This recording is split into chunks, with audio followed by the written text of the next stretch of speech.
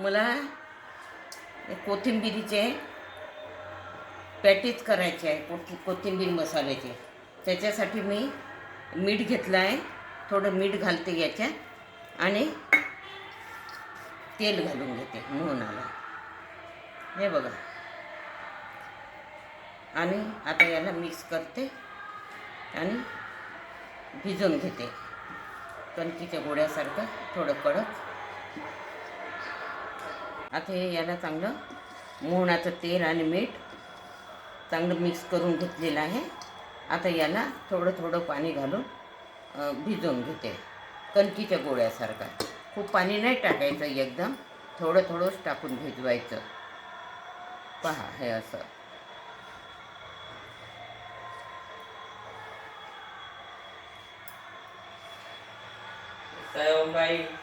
मैद्याचा गोळा केलेला आहे. आता रेस्ट करायसाठी थोडा वेळ याला झाकून ठेवते. आता मसाला तयार करते. आता मी कढई ठेवली आहे गरम करायला. त्यामध्ये थोडं तेल घालून घेते सारण शिजायसाठी.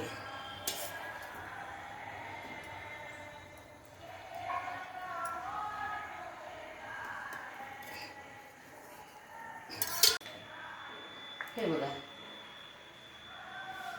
मी तुम्हाला सांगते काय काय घेतलं आहे ते.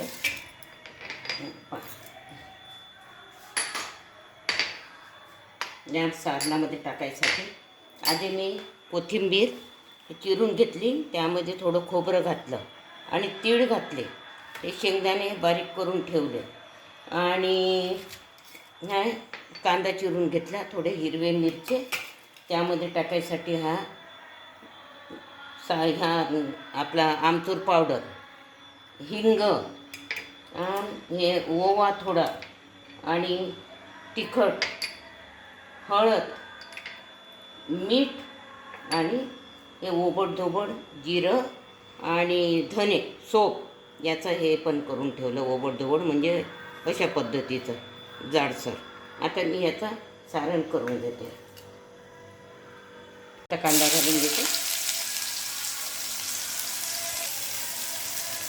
आणि हिरवी मिरची पण घालून घेते. त्यामध्ये हिंग, गुलाबी कलरचे परतून घेते. आता हे छान गुलाबी कलरचे परतून झाले. आता त्यामध्ये मी हे घालून घेते तिखट, हळद, ओवा थोडा चवीला, आमचूर,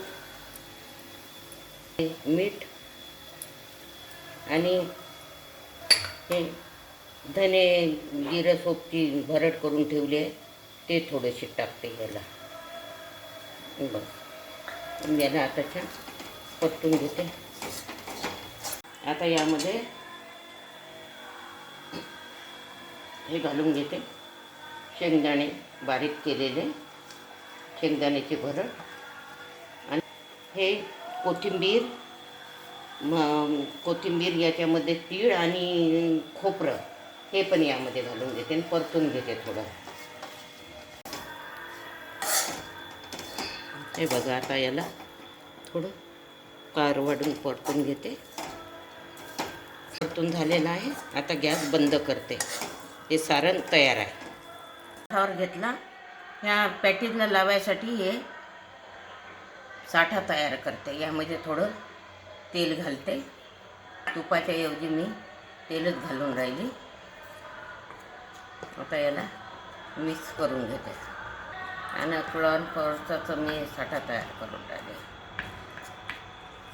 मैदा भिजवलेला हा छान मळून घेते आणि याच्या आता लुया करते. गोळे करून घेते. 6 गोळे करते सारखे. तर अशा प्रकारची हे पहा, मी एक पोळी लाटून घेतलेली आहे. आता ह्या 6 पोळ्या मी लाटून घेते अशा प्रकारच्या.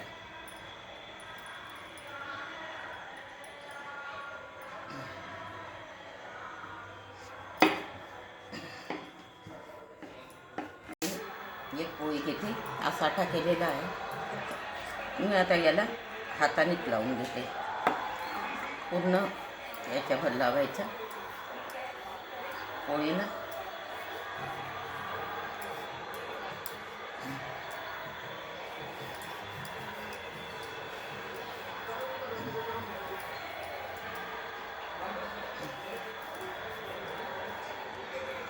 हे बघा अशा पद्धतीचं पूर्ण याला लावलं मी. आणि त्याच्यात हा थोडासा मैदा टाकून द्यायचा. आता याच्यावर ही दुसरी पोळी घ्यायची. हे बघा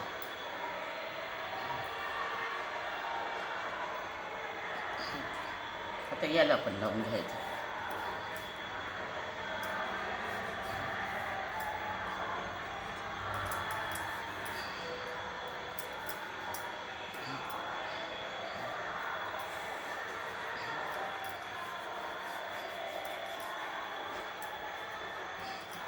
हे बघा आता याच्यावर सुद्धा मैदा टाकून घ्यायचा. आता तशाच प्रकारे तिसरी पोळी पण घ्यायची. हे बघा आता ही शेवटची पोळी. आता ही 6वी पोळी आहे. आता तिलाही आता हे साठा लावून घेते.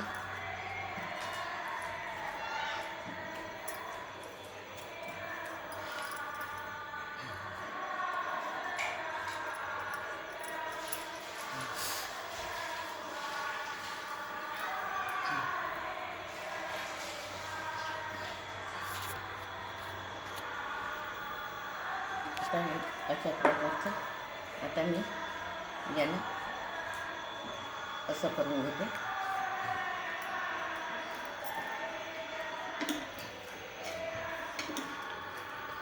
याला साठा लावून घेते.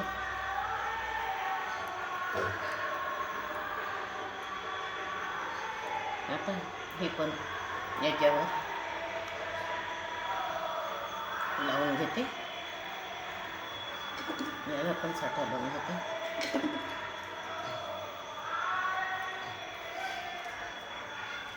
मैदा टाकून द्यायचा.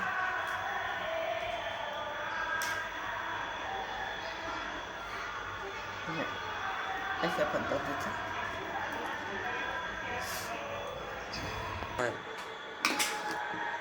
आता याला मी असं लाटून घेते चौकोनी.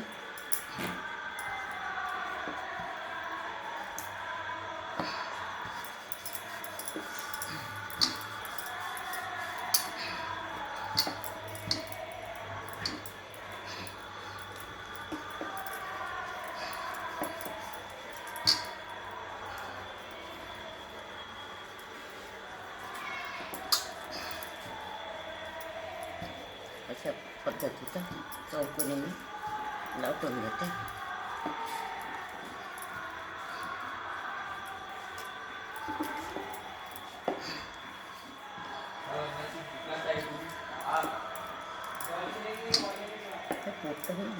हे लाटून झाली ही पोळी.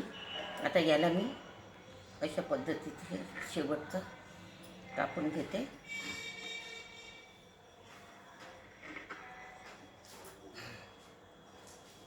आता मी याचे 3 भाग करते.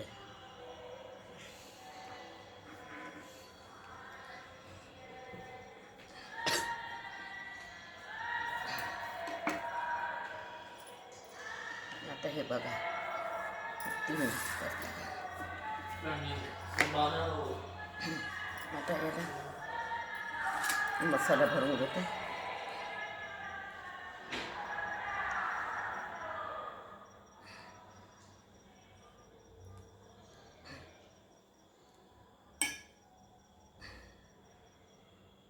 मसाला भरते आणि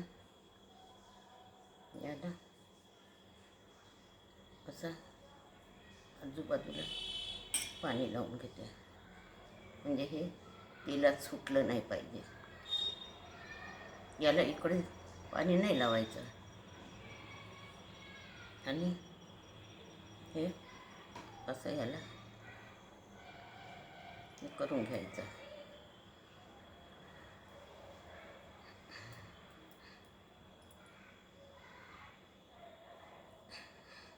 दाबून घ्यायचं असं.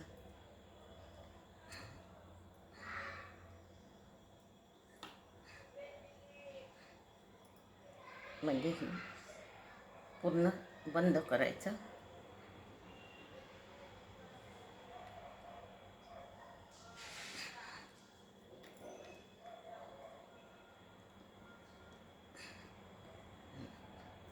हे आता एक झालेलं आहे.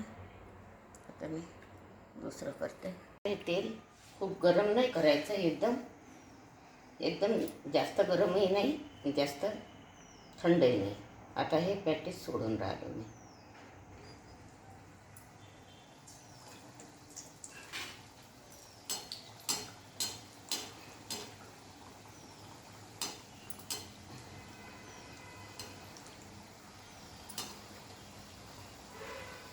हे पहा, असे छान पॅटीसचे असे पदर सुटलेले आहे, छान कुरकुरीत झालेले आहे.